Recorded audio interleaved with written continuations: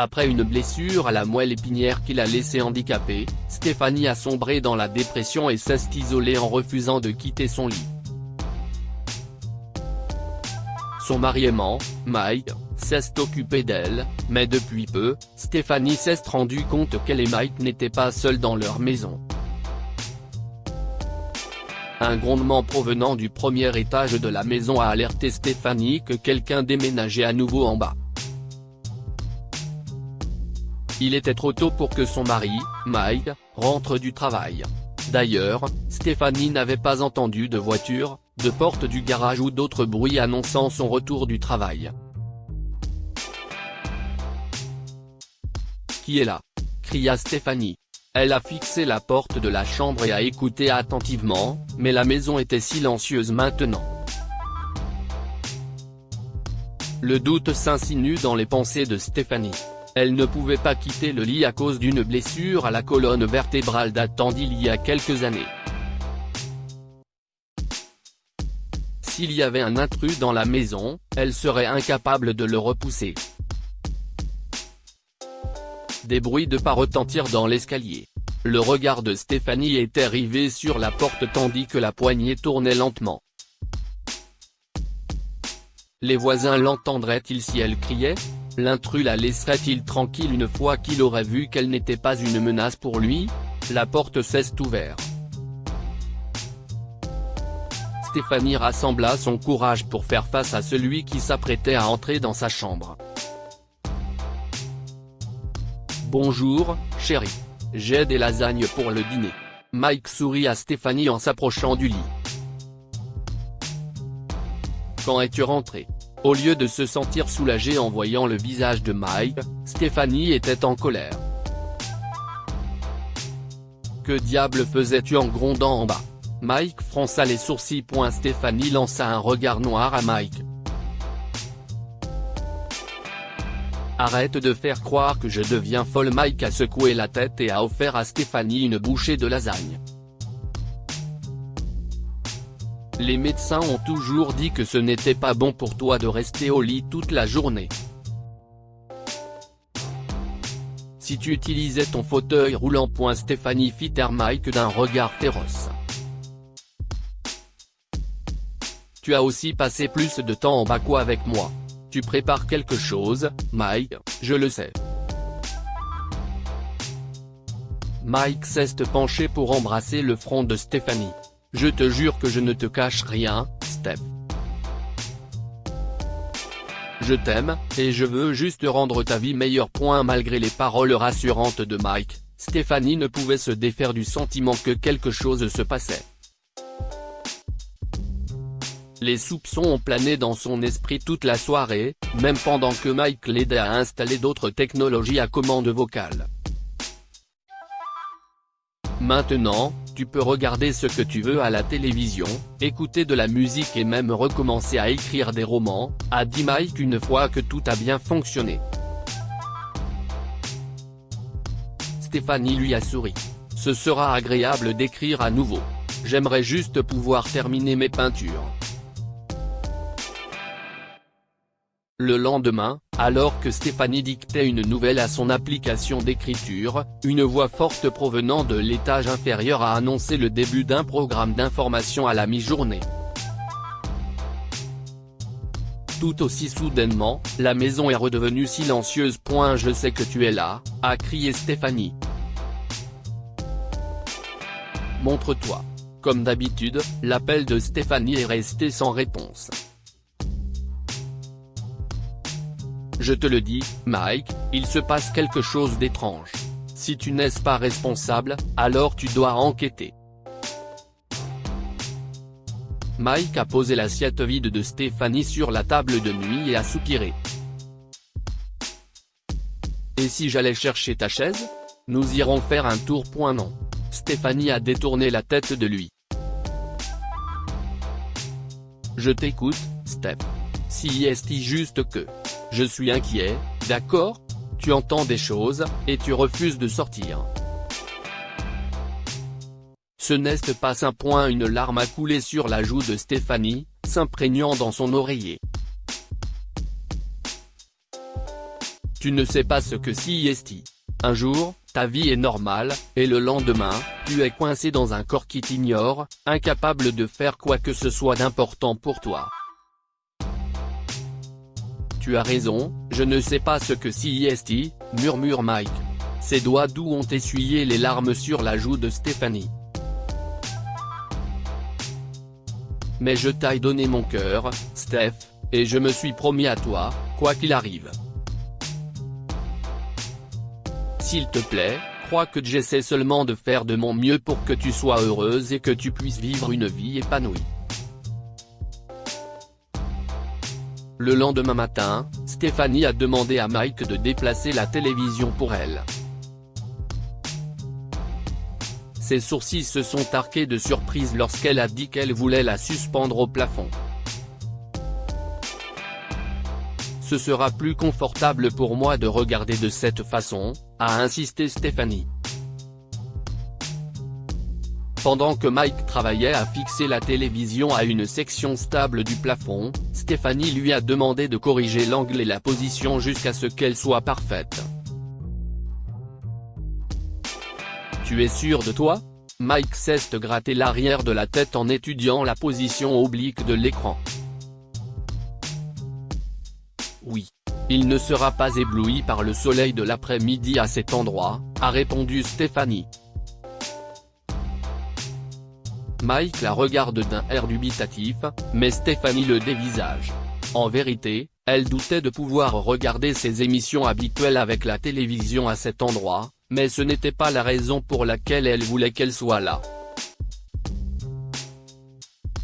Bien qu'elle n'ait jamais allumé la télévision, les yeux de Stéphanie sont restés rivés sur l'écran toute la journée. Finalement, sa patience a été récompensée. L'écran sombre capturait parfaitement un reflet de la porte d'entrée. Maggie a aperçu une jeune femme élancée qui sortait de chez elle. Maintenant, tout s'explique. Mike avait trompé Stéphanie à l'université, et il semblait être revenu à ses anciennes habitudes. Les larmes coulent sur le visage de Stéphanie. Il la trompait sous son propre toit.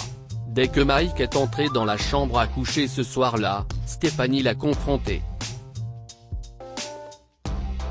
Comment oses-tu cacher ta maîtresse dans cette maison ? Et n'essaie même pas de le nier car je l'ai vu de mes propres yeux. Tu as tort.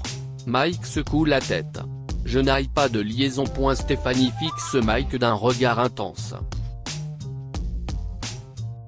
Je t'ai dit quand j'ai été blessé que je comprendrais si tu me quittais, alors arrête de jouer à vous. Mike a secoué la tête et a quitté la pièce. Stéphanie sanglote. Mike est revenu avec un morceau de papier, et Stéphanie était sûre que c'était la fin. Mike lui a montré le formulaire, et l'indignation de Stéphanie s'est transformée en confusion. Au lieu de papier de divorce, il lui a montré les résultats d'un test ADN. Si ma fille, Kate, dit Mike. Je suis sûr que tu te souviens de Karen, la femme pour laquelle nous avons failli nous séparer à l'université. Il s'avère qu'elle était enceinte lorsqu'elle a soudainement quitté l'école. Je ne savais pas qu'elle était enceinte jusqu'à ce que ma fille me retrouve et me dise que Karen est morte. Il dit la vérité. La jeune femme que Stéphanie avait entrevue plus tôt se tenait dans l'embrasure de la porte. Maman ne m'a dit qui était mon père que lorsqu'elle était mourante parce qu'elle savait que je serais sans abri et seul dans ce monde.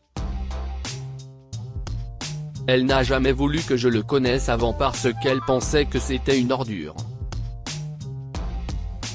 Kate a regardé Mike et a souri.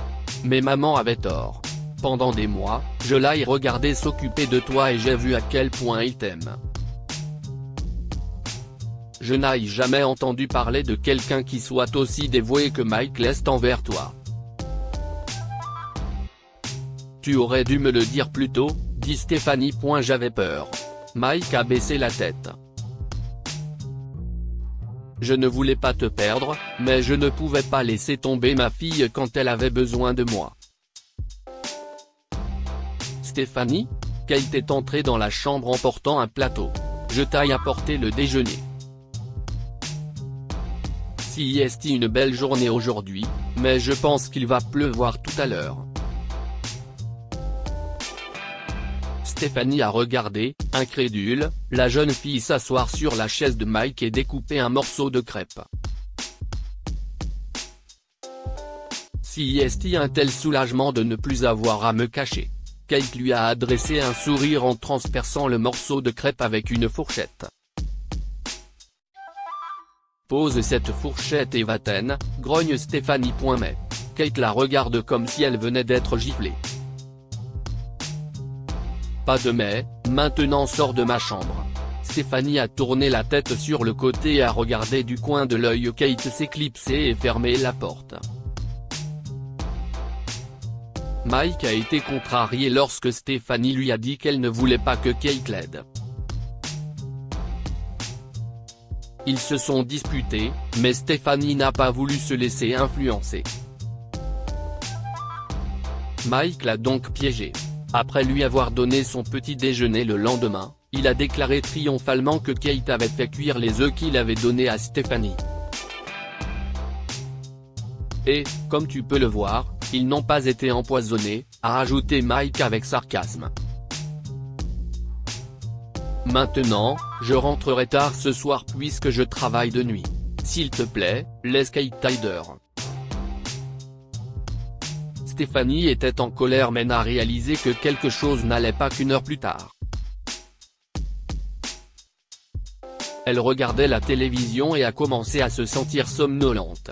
Stéphanie ne faisait jamais de sieste, mais là, elle luttait pour garder les yeux ouverts. Une lourdeur remplissait sa tête, mais une pensée se détachait dans l'esprit de Stéphanie. Kate. Stéphanie a crié. Sale petite menteuse, tu m'as drogué. Des pas ont résonné dans l'escalier. Kate se glissa dans la chambre juste au moment où les yeux de Stéphanie se fermaient. Ne t'inquiète pas, dit Kate. CIST pour le mieux. Tu verras. Il faisait nuit quand Stéphanie s'est réveillée. Les étoiles scintillaient dans le ciel et les vagues roulaient doucement sur le rivage. Il y avait aussi de la musique. Stéphanie a jeté un coup d'œil à sa droite et a aperçu un musicien qui jouait de la guitare pour les passants. Cela faisait des années, mais elle a instantanément reconnu l'entrée de la jetée. Elle était dehors dans son fauteuil roulant. Respire et détends-toi. Kate s'est penchée sur l'épaule de Stéphanie.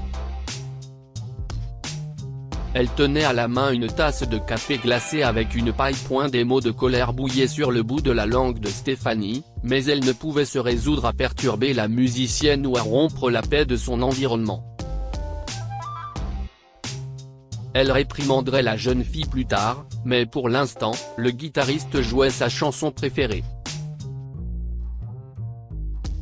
Une brise salée soufflait de l'océan et Stéphanie ferma les yeux pour en profiter.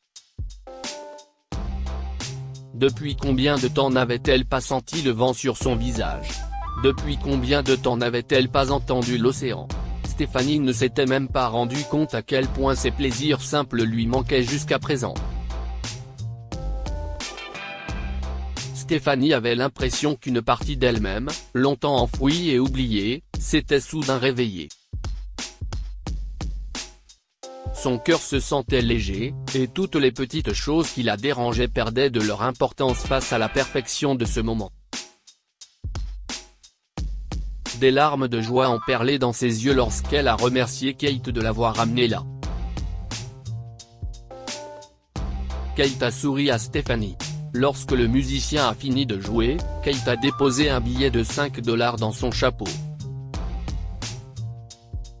Alors qu'elle retournait auprès de Stéphanie, son téléphone a sonné. CIST bon, papa, nous sommes en sécurité, a parlé Kate dans son téléphone. J'ai laissé un mot sur le réfrigérateur, mais je suppose que tu ne l'as pas vu. Stéphanie et moi sommes à l'embarcadère. Veux-tu te joindre à nous ? Peu de temps après, Mike est apparu à travers la foule. Il s'est précipité vers Kate et Stéphanie, s'agenouillant à côté du fauteuil roulant de Stéphanie. « Tu vas bien ?»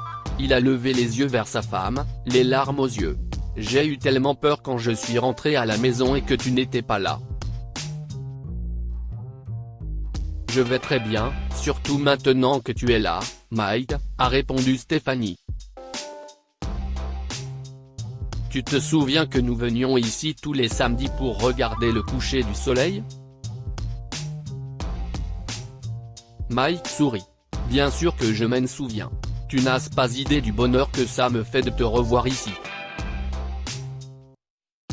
Stéphanie, Mike et Kate ont passé le reste de la nuit à se promener le long de la promenade. Ils ont parlé et ri et ont regardé les étoiles s'éloigner dans le ciel. Lorsqu'ils sont rentrés chez eux, Mike a installé Stéphanie dans son lit et est parti travailler. Petit déjeuner ? Kate est entrée par la porte. Alors si est ce que tu m'as donné ? Stéphanie baille. J'aimerais bien des crêpes. J'arrive tout de suite. Kate sourit. Kate et Stéphanie ont pris leur petit déjeuner ensemble et ont bavardé comme si elles se connaissaient depuis toujours. Ensuite, Kate a annoncé qu'elle avait un cadeau pour Stéphanie. Juste, ne te fâche pas contre moi, s'il te plaît, a dit Kate quand elle est revenue avec un grand carré couvert. Elle l'a installé près de l'extrémité du lit. Lorsqu'elle a enlevé la couverture, Stéphanie a sursauté de surprise. Qui t'a appris à peindre comme ça ? Stéphanie ne pouvait détacher son regard du portrait d'elle-même que Kate avait peint. Ta technique est superbe. Merci. Kate sourit timidement. Maman m'a appris les bases, en fait. Pourrais-tu peindre notre soirée sur la jetée ? Demande Stéphanie. J'aimerais avoir un souvenir du temps que nous avons passé ensemble. Bien sûr. Je peux commencer tout de suite. Kate a installé son matériel, et Stéphanie l'a regardé peindre toute la matinée. À partir de ce jour, les deux femmes sont devenues de bonnes amies. Kate peignait régulièrement des scènes à la demande de Stéphanie, et les trois sortaient ensemble au moins une fois par semaine. Que pouvons-nous apprendre de cette histoire ? Ne renoncez pas à la vie. Stéphanie a renoncé à vivre pleinement sa vie après son accident, mais Kate l'a aidé à réaliser qu'il y avait encore beaucoup de choses à vivre et à apprécier. Gardez votre cœur ouvert aux autres. Si tu te renfermes sur toi-même, tu passeras à côté des joies des beaux moments partagés avec tes proches. Partagez cette histoire avec vos amis. Elle pourrait égayer leur journée et les inspirer.